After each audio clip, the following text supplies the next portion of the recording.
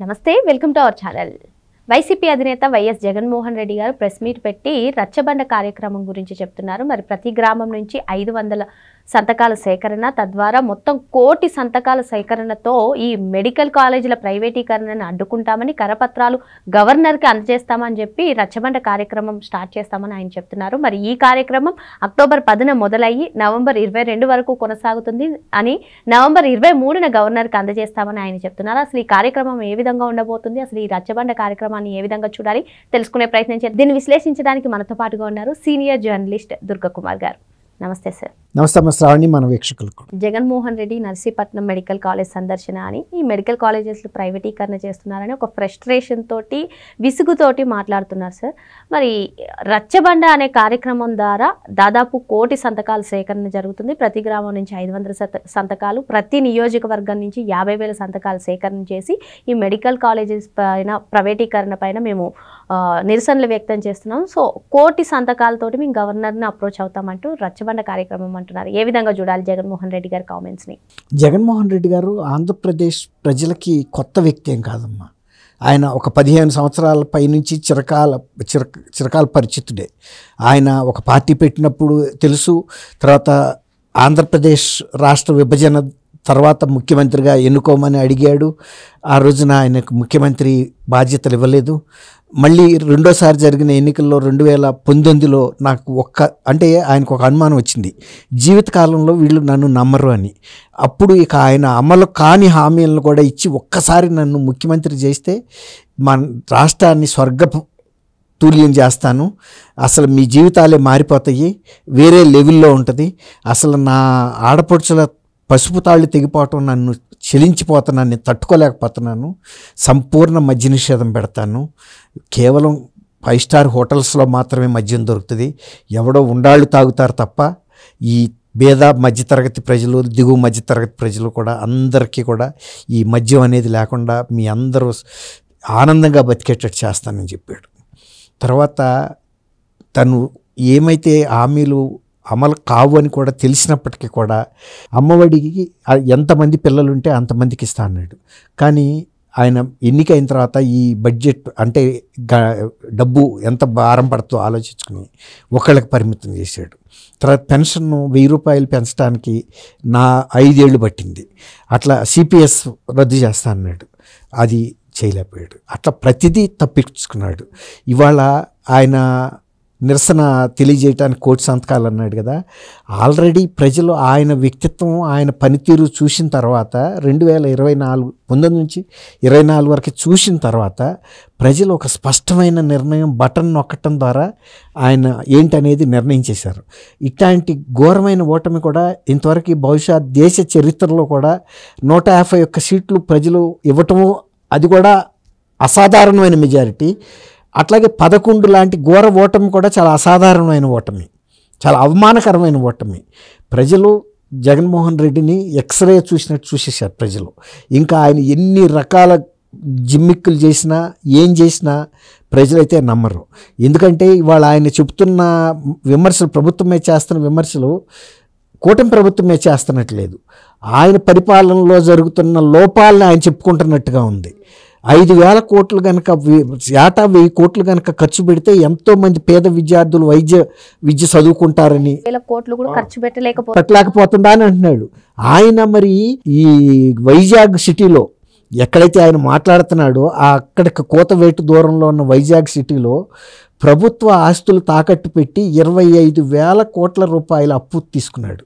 ఆ అప్పు తీసుకున్న వ్యక్తి కనీసం ఆ ప్రాంతంలో ఉన్న మెడికల్ కాలేజెస్ కడితే కూడా 21,000 కోట్లతో అయిపోద్ది, 2,000 కోట్లతో. అట్లాంటిది ఆయన చేస్తున్న విమర్శకి ఏమైనా అర్థం ఉందా? తను టైంలో ఎందుకు చేయలేదు? అది ప్రజలకి అధునాతన దేవాలయాలని చెబుతున్నాడు. అప్పుడు జవహర్లాల్ నెహ్రూ గారు ఈ బహుళార్థక సాధక ప్రాజెక్టులను వర్ణించాడు, ఇవి సమాజానికి ఆధునిక దేవాలయాలని. అది ఆ మాట పట్టుకుని వాళ్ళు ఈయన వాడుతున్నాడు. మరి నిజంగా కనుక నీవు పేద ప్రజలకి, కోట్లాది మంది ప్రజలకి మంచి నాణ్యమైన వైద్య సేవలు అందించే పథకం 5,000 కోట్లతో అయిపోతున్నప్పుడు నువ్వు ఆ పథకాన్ని ఎందుకు అమలు చేయలేదు? ఇంత డబ్బును వృధా చేసావు కదా, నువ్వు ఇంత కాలాన్ని వృధా చేసావు కదా. తర్వాత పూర్తి చేయని పునాదుల్లో ఉన్న మెడికల్ కాలేజీలన్నీ కూడా పూర్తి అయిపోయినట్టు అవన్నీ పనిచేస్తున్నట్టు 2350 మంది విద్యార్థులకి సీట్లు ఇచ్చినట్టు వాళ్ళంతా యాప్రాన్స్ వేసుకుని మెడలో స్టెథస్కోపులు వేసుకుని నవ్వుతూ గలగల ఆ కాలేజీలకు వెళ్తున్నట్టు భ్రమించి జనం అందరూ ఆ రూట్లో వెళ్ళే రైళ్లలో బస్సుల్లో వెళ్ళేవాళ్ళు ఆహా అని చూస్తున్నట్టు చెప్పాడు. ఇవాళ నిన్న వాళ్ళ అమర్నాథ్ కోడిగుడ్డ అమర్నాథ్ వెళ్ళి కూడా చూపించింది పునాదులు, మొండి పునాదులే. ఇప్పుడు సీమరాజు అని వాళ్ళ పార్టీ అంతర్జాతీయ ప్రధాన కార్యదర్శి కూడా వెళ్ళి ఆ పునాదుల మీద నుంచి కూడా అరే మా అన్న పూర్తి చేశాడంటే నమ్మి నేను వచ్చాను, ఏమి రాయలసీమ నుంచి అలా ఇక్కడ రాక వచ్చాను, మా అన్న ఏమీ చేయలేకపోయాడు అని ఆ డ్రోన్లో కూడా అన్న తీయండ్రా ఎక్కడన్నా బిల్డింగులు కనపడతాయేమోనని డ్రోన్లు కూడా తిప్పి చూపించాడు. అన్ని పునాదుల్లోనూ ఉన్నాయి, మొండి గోడల్లోనే ఉన్నాయి.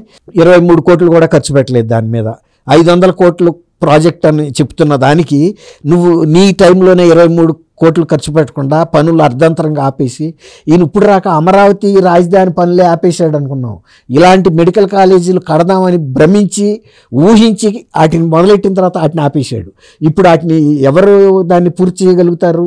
ఈయన చెప్పటం బాగానే ఉంది, నువ్వు చేయలేకే కదా, చేయగలిగితే నువ్వే చేసేసేవాడివి.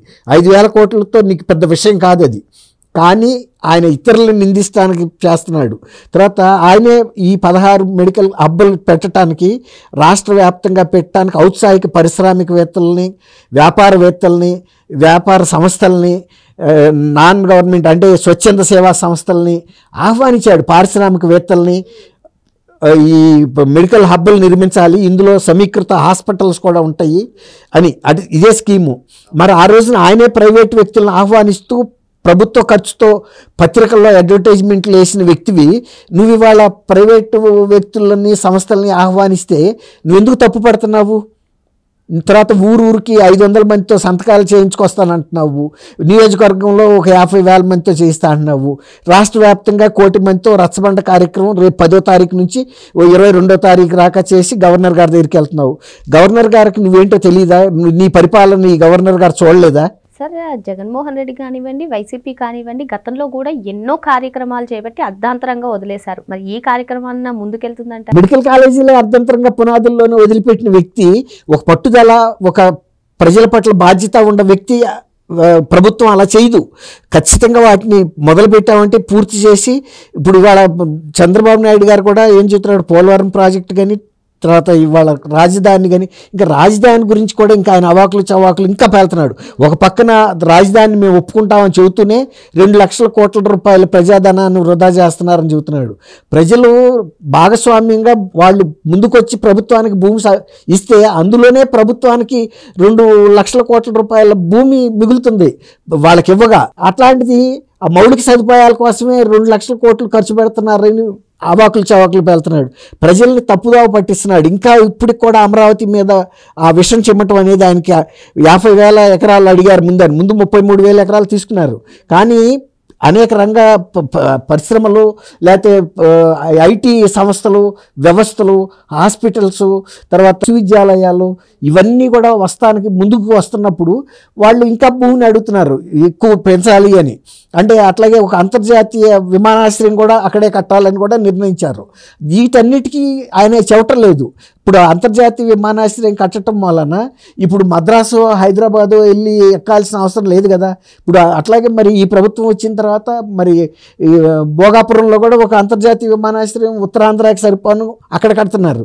ఇప్పుడు ఇక్కడ దక్షిణ ఆంధ్రాకి తర్వాత రాయలసీమకి కూడా ఇది దగ్గర అవుతుంది. ఇప్పుడు హైదరాబాద్ అన్న వెళ్ళాలి, చెన్నై అన్న వెళ్ళాల్సి వస్తుంది అంతర్జాతీయంగా. అట్లాంటిది మరి సౌకర్యాలు అమలు చేయాలంటే భూమి కావాలి కదా. ఇప్పుడు నువ్వు ఆపేసిన దానికంటే నిధులు అక్కర్లేదు. ఇక ఆ మొండి గోడలు ఇక అట్టాగే ఉంటాయి, నువ్వు పట్టించుకోవు. కానీ ఎవరో ఒకళ్ళతోనైనా దాన్ని పూర్తి చేయడానికి చంద్రబాబు గారు చేస్తున్నాడు. ఇప్పుడు మనం పెట్టలేనప్పుడు పెట్టే అమ్మనన్నా చూపించాలి, అయ్యా నా దగ్గర నిధులు లేవు, మీరన్నా వచ్చి చేయండి. ఎవరైతే ఇప్పుడు జగన్మోహన్ రెడ్డి గారు గతంలో 16 మెడికల్ హబ్బులకి ఏదైతే నియమ నిబంధనలు పెట్టాడో ఆ నియమ నిబంధనల ప్రకారమే ఈ ప్రభుత్వం కూడా ముందుకు తీసుకెళ్తుంది. అంతే తప్ప ఎవరు పడితే వాళ్ళకి సీట్లు ఇవ్వరు, నీటిలో సెలెక్ట్ అవ్వాల్సిందే, అట్లా ఇస్తారు. అంతేగాని ధనిక వర్గాల ప్రజలు వచ్చి మేము డబ్బులు ఇస్తే రాస్తామంటే సీట్లు దొరకవు, మెరిట్లో వచ్చిన పిల్లలకే ఇస్తారు. తర్వాత కొన్ని ప్రైవేట్ సీట్లు ఏవైతే ఉంటాయో అక్కడ కూడా కొంత మెరిట్ ఉండాలి, కొంత ఫీజు ఎక్కువ తీసుకుంటారు. ఎందుకంటే నిర్వహణ జరగాలి కదా, మెడికల్ కాలేజ్ అనేది చాలా ఖర్చుతో కూడుకున్న వ్యవహారం. మరి అలాంటి మెడికల్ కాలేజెస్ ఇప్పుడు అట్లాంటి మరి ప్రైవేట్ ఇంజనీరింగ్ కాలేజీలు ఎప్పటి నుంచి నడవట్లేదు? మనకన్నా ముందు కర్ణాటకలో పెడితే ఆంధ్ర డబ్బంతా డ్రైన్ అయిపోయింది ఆ రోజుల్లో. అంటే మీరు అప్పటికి పుట్టలేదు, అప్పుడు ఆంధ్ర వాళ్ళందరూ వెళ్ళి కర్ణాటకలో సీట్లు కొనుక్కుని చదువుకున్నారు. ఇప్పుడు వాళ్ళందరూ అమెరికాలో, యూరోప్లో అక్కడ ఇక్కడ స్థిరపడి చాలా డబ్బుని ఇక్కడికి తీసుకురాగలిగారు. అట్లాగే విద్య అనేది మనం పెట్టలేకపోయినా ఆ మెడికల్ కాలేజీలు 2350 సీట్లు వస్తాయని చెబుతున్నాడు ఆయనే. మరి అంత సీట్లు వచ్చేదాన్ని ఎందుకు వదిలిపెట్టినట్టు? కోట్లాది ప్రజలకి మంచి వైద్యం అందించే వ్యవస్థల్ని నీవు ఆలోచన చేసావు, బాగానే ఉంది. 5000 కోట్లు ఎందుకు పెట్టలేకపోయావు? ఏటా 1000 కోట్లు పెడితే నీ ప్రభుత్వంలోనే అయిపోయేది, ఆ కీర్తి నీకే వచ్చేది కదా 5 ఏళ్లలో అయిపోయేది. ఇప్పుడు ఆయన ఈ ప్రభుత్వాన్ని విమర్శిస్తున్నాడు అట్లా అసంపూర్తిగా వదిలేసి. వాళ్ళు పూర్తి చేస్తున్నందుకు సహకరించాలి. రెండోది ఏంటంటే రాష్ట్రంలో విపరీతమైన లక్షల కోట్లతో అనేక సంస్థలు రావటం కూడా ఆయన తట్టుకోలేకపోతున్నాడు. ఆయన టైంలో ఎవరు కూడా ముందుకు రాలా. ఇప్పుడు మళ్ళీ ప్రగతి పదంలో వెళ్తుంటే ఈ శాంతి భద్రతల ఇష్యూ క్రియేట్ చేసి రాష్ట్రాన్ని ముందుకు పడకుండా చూస్తున్నాడు, ముందుకు అడిగేయకుండా. ప్రజలు ఈ కోటి సంతకాలతో పెట్టి గవర్నర్ గారికి ఇస్తే గవర్నర్ గారికి జగన్మోహన్ రెడ్డి ఏంటో తెలుసు, ఆయన పరిపాలన తెలుసు, ఆ పరిపాలనలో ఎట్లాంటి దాష్టికాలు, దౌర్జన్యాలు, అవినీతి జరిగినాయో కూడా తెలుసు. ఆయన అంతకుముందు సుప్రీంకోర్టు జడ్జిగా కూడా పనిచేశారు. కాబట్టి ఆయనకి తెలియనిదేం కాదు. ఆయన ఎన్ని సంతకాలు పెట్టుకెళ్ళినా ప్రజలు మాత్రం ఆయన్ని జీవితకాలంలో కూడా నమ్మరు. పక్కనున్న బొత్స సత్యనారాయణ ఈయన మాట్లాడే దాంట్లో పసలేదని గమనించి, ఈయన కన్నా ఎత్తుగా ఉంటాడు కదా, ఈయన తలకి రెండు వైపులా చేతులు పెట్టిట్ట గొడవ చేయమని చేస్తున్నాడు. అంటే సీఎం అని అరవమని. ఎట్టాగా ఈయన చేసేదాంట్లో మాటల్లో పసలేదు, ఏదో పెద్ద మాట్లాడతాడు అనుకున్నారు, ఏం మాట్లాడలేకపోయాడు. ఆయన మాట్లాడేదంతా ఆయన ముఖాన్ని ఆయన పేడ కొట్టుకున్నట్టుగా ఉంది. మరి జగన్మోహన్ రెడ్డి ఇటువంటి రచ్చబండ కార్యక్రమాలే కాదు, ఏ కార్యక్రమం చేసినా, ఏ ఫేక్ ప్రచారం చేసినా, ఎన్ని సంతకాలు సేకరించినా ప్రజలు నమ్మే పరిస్థితిలో లేరని చెప్పి దుర్గా కుమార్ గారు చెప్తున్నారు. మరో అంశంతో మళ్ళీ కలుద్దాం. Thank you. నమస్కారం.